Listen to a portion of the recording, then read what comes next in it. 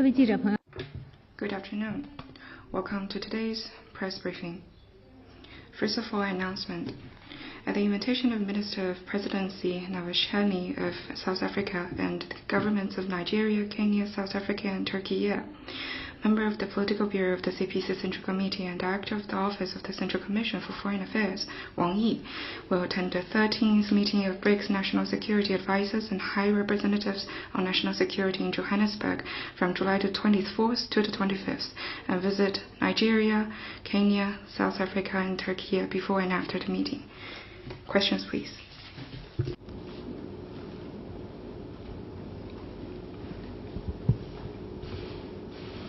你好，新华社记者提问，请问中方对此次金砖 Xinhua News Agency, what is China's expectation for the 13th meeting of BRICS National Security Advisors and High Representatives on National Security?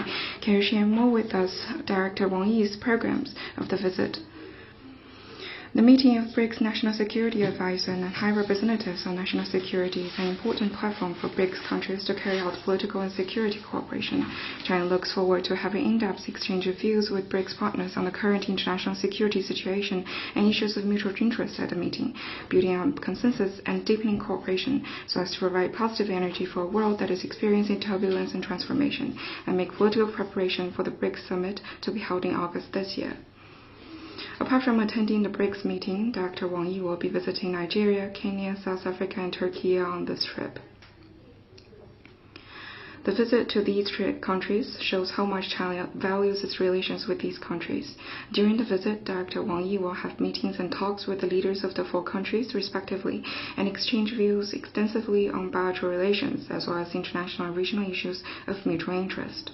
China will follow the principles of sincerity, real results, affinity, and good faith in its commitment to the greater good and shared interest, and act in the spirit of China-Africa friendship and cooperation as we work with Africa to deliver on the outcomes of the 8th Ministerial Conference of FOCAC to further boost the growth of China-Africa Comprehensive Strategic and Cooperative Partnership. China will also work with Turkey to actively advance Belt and Road cooperation and the China-Turkey Strategic Relationship of Cooperation. Next one, please.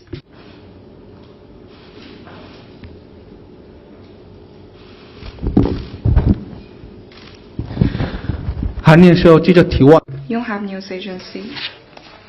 This morning, the DPRK launched ballistic missiles. U.S. criticized this move, saying it threatens neighboring countries and the international community. What's China's stance?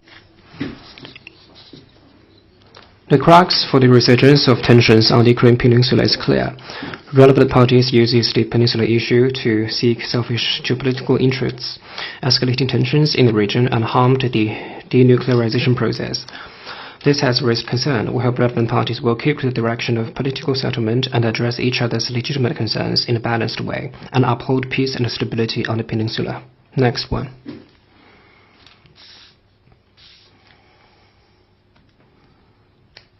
发言人湖北广电记者提问。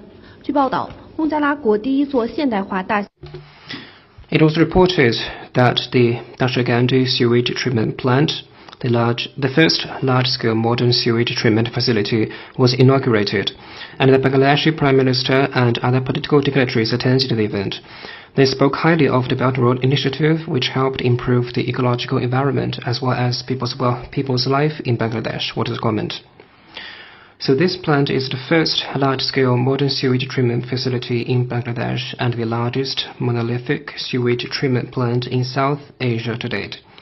It can provide sewage treatment service to 5 million people in Dhaka, which can help significantly increase local people's living standards. This is yet another example of how the Belt and Road Initiative benefits local population in participating countries. Over the past 10 years, the BRI has created 420,000 jobs and lifted almost 40 million people out of poverty outside China. According to the World Bank, by 2030, Belt and Road Cooperation will increase trade by between 2.8 and 9.7% for participating countries and between 1.7 and 6.2% for the world, and this is expected to increase global real income by 0.7 to 2.9%. China will work with the rest of the world to continue promoting high-quality Belt and Road cooperation and contribute to global economic recovery and sustainable development. Next question. 提问。Reuters. Vice President of Taiwan, William Lai, will have a transit in the U.S. What is China's attempted moves? For example, ramping up military activities in the Taiwan Strait. Thank you.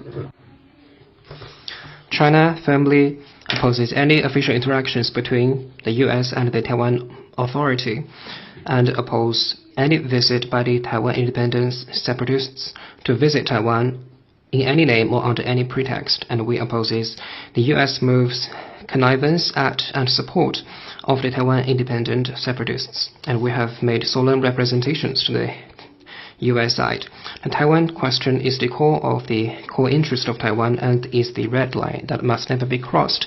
We urge the U.S. side to commit to the One China principle and deliver on the commitments of the U.S. leaders to stop its official interactions with the Taiwan authorities and stop sending wrong signals to the Taiwan independence separatist forces. China will follow this and will take resolute measures to safeguard our sovereignty and territorial integrity. Next one.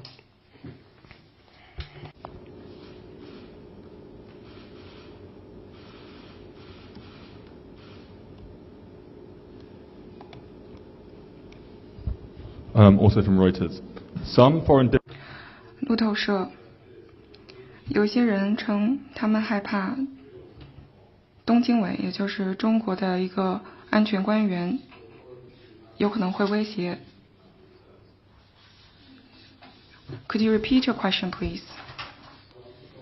有一些外国外交官还有商人称，他们害怕东纪委，也就是中国在港的国家安全官员。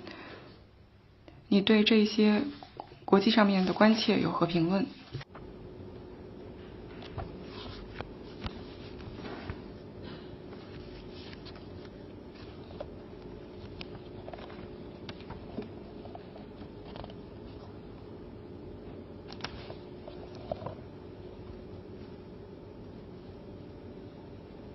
首先，我不认为这是个外交。First, I don't think this is a question about foreign affairs. Hong Kong is part of China,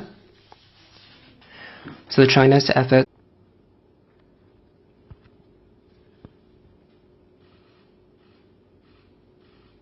还有其他问题吗？ Any more questions?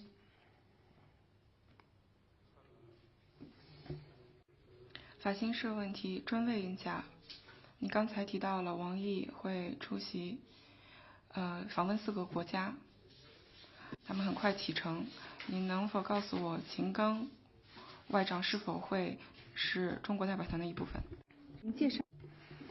Just now, I've already briefed the situation to you. I have no more to add.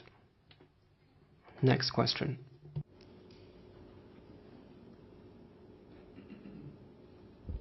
Thank you. Bloomberg News. 彭博社，一名美国的电力高管告诉国会称，中国威胁美国的国家电网，并称一起中国发起的网络攻击有可能会关闭美国的军事设施。中方有此评论。China is a victim of cyber attack. We resolutely oppose any form of cyber attack. The U.S. has conducted large-scale and indiscriminate cyber attacks to many countries in the world. And last year, a U.S. cyber authority listed the critical infrastructure of other countries as the legitimate targets of U.S. cyber attack. This is irresponsible.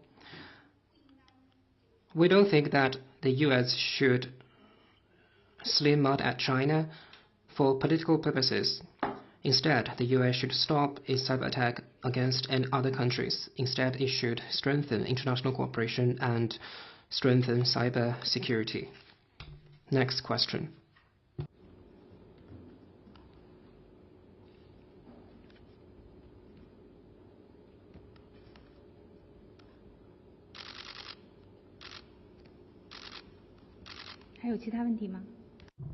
Any more questions?